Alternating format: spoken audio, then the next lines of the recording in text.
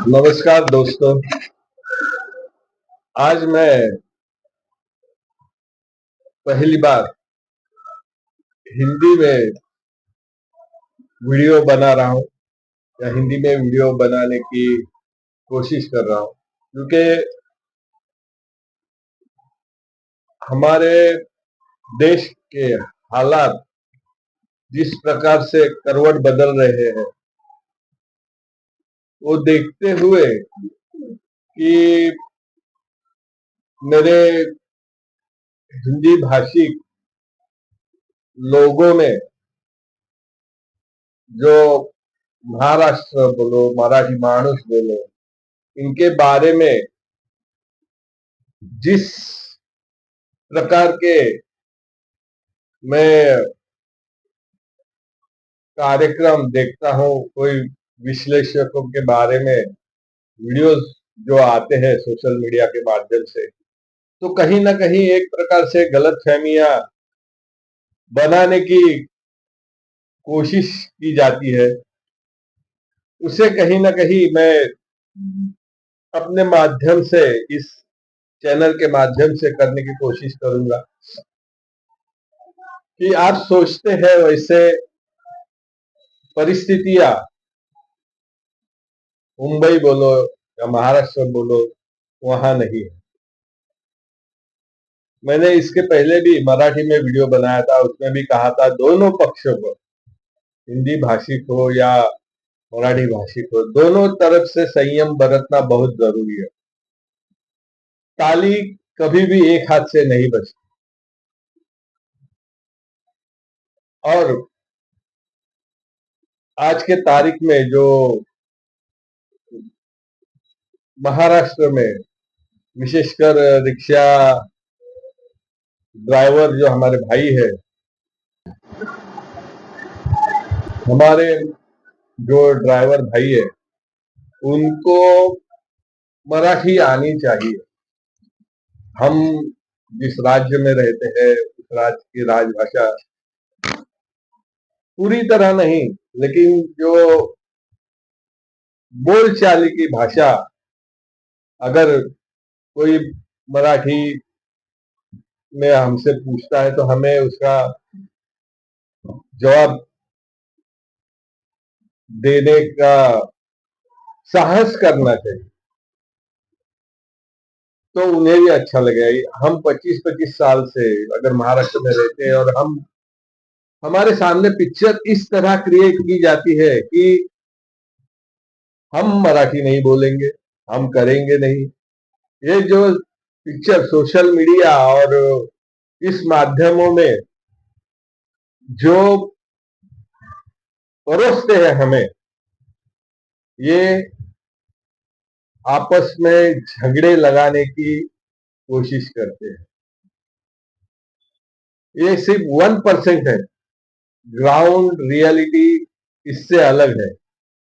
इसलिए social media पर जो भी बताया जाता है उसमें सिर्फ अंगार लगाने का काम किया जाता है। अगर मैं महाराष्ट्रियन होके भी आज अगर हिंदी में वीडियो बनाने की कोशिश कर रहा हूं, तो भाई आपको तो थोड़ी बहुत तो अपेक्षा मैं करूं कि यार जो ड्राइवर भाई है वो कहाँ जायचे, कुठे जायचे, थोड़ी च करे। और ऐसे करते हैं बहुत सारे हिंदी भाषी ड्राइवर है, कैब चालक है, वो करते हैं, नहीं ऐसे नहीं। लेकिन हमारे सामने जो पिक्चर दिखाई जाती है, और अभी 2 दिन पहले मैंने एक भोजपुरी के सिने स्टार है कोई, अच्छा निरहुआ, शायद वो भाजपा के नेता भी है। नेता का काम होता है जनता को सही रास्ते पे लाना, न कि आग में घी डालने का। सोशल मीडिया पे उनका आया था तो मुझे बुलाओ, मैं यहीं रहता हूँ, मुझे कहो, मैं नहीं बोलूंगा। इसे नेता नहीं कहते। और ये जो देश में जो माहौल इस वक्त हो रहा है, वो मैं बहुत बीच में निराश हो गया ये सब देख, क्योंकि हमारा देश और हमारी जनता इस प्रकार की नहीं है। जो भी सोशल मीडिया के माध्यम से हमारे सामने पिक्चर दिखाई जाती है वो सरासर गलत होती है, और मैं उसके ऊपर रत्ती भर भी विश्वास नहीं करता हूं, क्योंकि मैं ग्राउंड पे घूमता हूं, लोगों से मिलता हूं, उनकी राय भी जानने की कोशिश करता हूं। तब मैं यही सोचता, ये सोशल मीडिया में जो हिंदुस्तान दिखाया जाता है, क्या वो सचमुच हिंदुस्तान है? आज हमारे देश का माहौल बिगाड़ने की कोशिश जिस प्रकार से हो रही है, ये सब हमारे नजरों के सामने है। आज के कलयुग में फिर से नए महाभारत की शुरुआत हो गई, और ये हमें दिखाई देता है, लेकिन हम में से बहुत सारे लोग हैं जिनको उसे देखना नहीं है, या दिखता है तो भी मानना नहीं है। और इस युग में हर भारतीयों को ये सोचना जरूरी है कि हमें पांडवों का साथ देना है या कौरवों का, क्योंकि अभी 15 अगस्त को नरेंद्र मोदी जी ने लाल किले पे ध्वजारोहण करने के बाद जो संदेश दिया, मुझे याद है कि एक आनंद मठ करके एक ब्लैक एंड व्हाइट मूवी है, उसमें वंदे मातरम ये गाना है। वो गाना सुनते तो रोंगटे खड़े हो जाते। आज वो उस गीत को लिखे हुए 100-150 साल कुछ हो गए, और आजादी मिलने के बाद पहली बार उस गीत को नरेंद्र मोदी ने या सरकार ने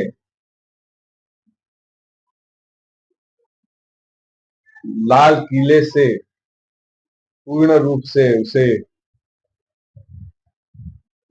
राष्ट्रगीत के हिसाब संदर्भ में मान्यता दी, और उस गीत को लाल किले से गाया गया।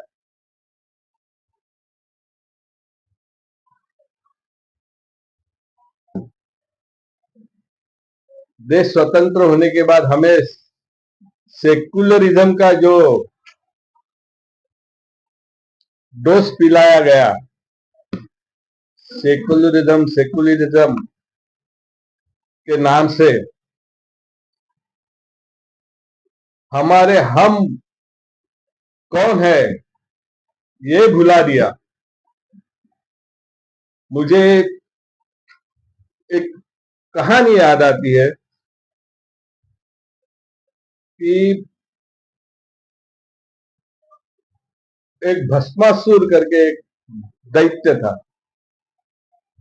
उसने बहुत कठिन तपश्चर्या की और शिव जी को प्रसन्न किया, और उनसे वर, शिव जी तो भोले हैं, तो उसने वर मांगा कि भाई मैं जिसके सर पे हाथ रखूं सॉरी, वो भस्म हो जाए।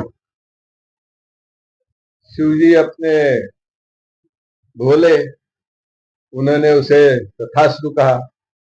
तो दैत्य उसने सोचा कि ये सचमुच में काम करता है कि नहीं, चलो मैं शिव जी के सर पे ही हाथ रखता हूँ। तो शिव जी वहां से भाग गए। अब करे क्या? शिव जी ने विष्णु की आराधना की और भगवान विष्णु ने मोहिनी रूप धारण करके भस्मासुर के सामने नृत्य किया। और जैसा मोहिनी नृत्य करती, वैसे भस्मासुर भी उसे प्रसन्न करने के लिए नृत्य करता। और एक जगह जाके मोहिनी रूपी विष्णु ने अपने सर पे हाथ रखा, तो भस्मासुर ने भी अपने सर पे हाथ रखा और वो भस्म हो गया। ऐसी ये कहानी है। वैसे गए 60-70 सालों से सेक्युलरिज्म के नाम से जो कांग्रेस पार्टी सत्ता में रही, उन्होंने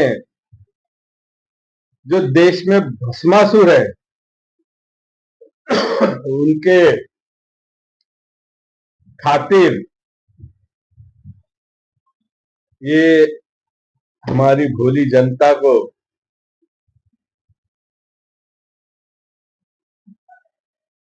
ख्याल नहीं किया, उन्हें पोसती गई। और वो भस्मासुर इतना ताकतवर हो गया है, और वो किसी एक जाति या मजहब में नहीं है,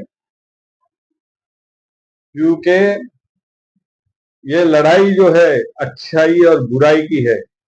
जब से दुनिया की शुरुआत हुई, तब से ये निरंतर चालू है, चलती आ रही है।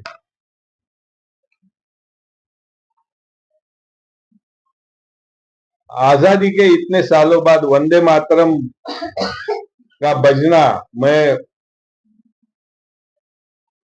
नरेंद्र मोदी को धन्यवाद देता हूं कि उन्होंने भारत की राष्ट्रीयता को जाना, लोगों में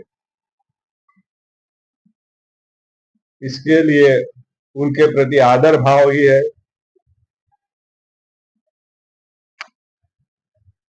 लेकिन अभी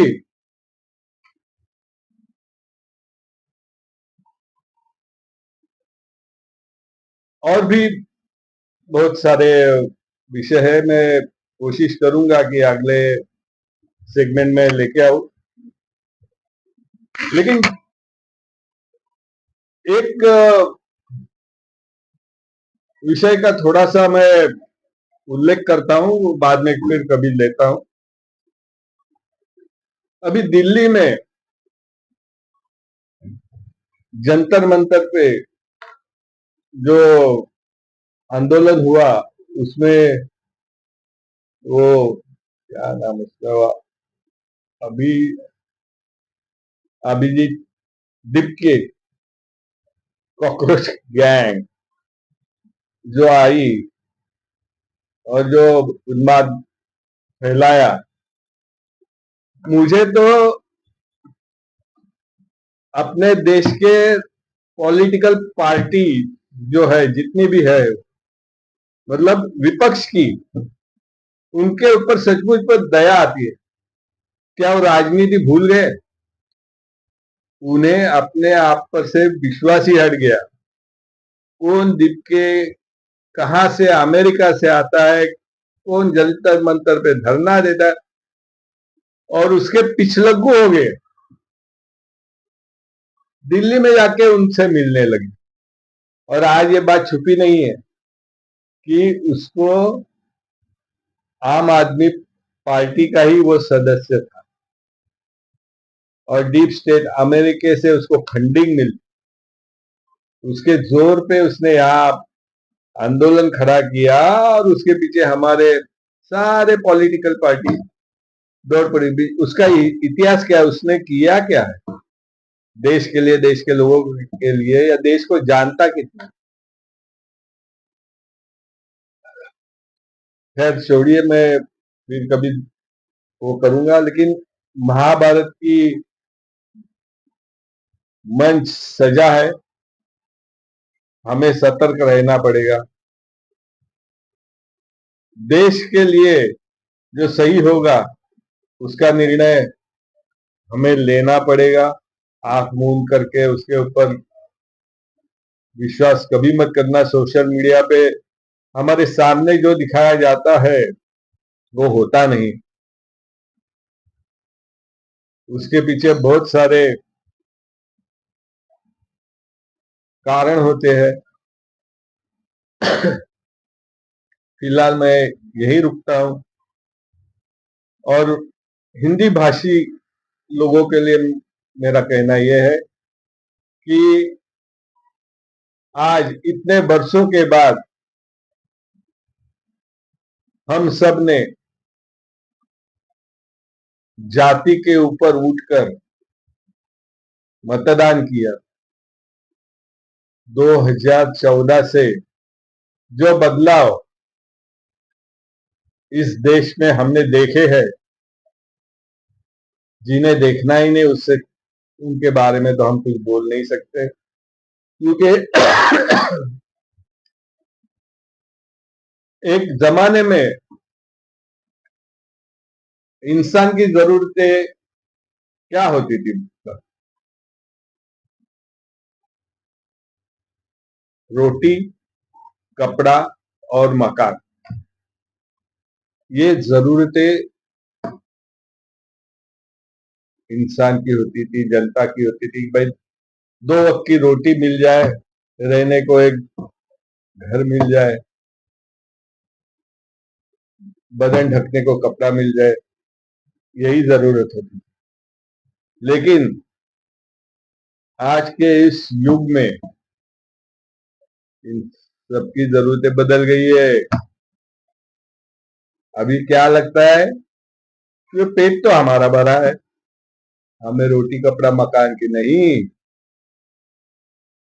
इन लुच्चे और लफंगों को पैसा, पब्लिसिटी और सत्ता। लोगों ध्यान रखो, ये इस 3 चीजों के पीछे लोग पागल हो गए। इनको पैसा चाहिए, भी पैसा किसी भी प्रकार मिले। देश के प्रधानमंत्री को गाली दे, रील बनाए, उससे भी पैसा ही आएगा। सत्ता, नरेंद्र मोदी कितना भी अच्छा करे, लेकिन सत्ता मिलने के लिए हम विदेशी ताकतों के हाथों की कठपुतलियां बन जाए तो भी हमें मंजूर। और कैमरा तो है ही, प्रसिद्धि, हमें प्रसिद्धि चाहिए, भी किसी प्रकार की हो। इन 3 चीजों के पीछे सारे बौरा गए, पागल हो गए। उनको देश की भी चिंता नहीं, न तुम्हारी चिंता है। इसके लिए अपना दिमाग सही रखो, सही चीजों की जानकारी लो, और जब भी कोई गलत चीज सोशल मीडिया के ऊपर, तो भरोसा करने के पहले उसे 10 बार 20 बार उसकी तहकीकात करो, भाई ये सही है या गलत। कोई भी रील या वीडियो आगे शेयर करने से पहले 100 बार सोचिए, वरना गलत वीडियो अगर हमने शेयर किया तो भी हम उसमें फंस सकते हैं। फिलहाल मैं यही रुकता हूं, क्योंकि वीडियो बहुत लंबा हो जाएगा। और भी बहुत सारे इसके ऊपर मुझे बोलना था, लेकिन मैं फिर यार यही रुकता हूँ। अगर आपको ये वीडियो पसंद आए तो कृपया इसे लाइक करें और शेयर करें, और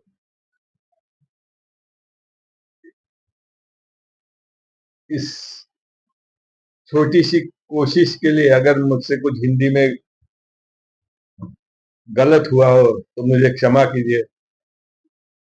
जय हिंद, जय महाराष्ट्र, श्री स्वामी समर्थ। धन्यवाद।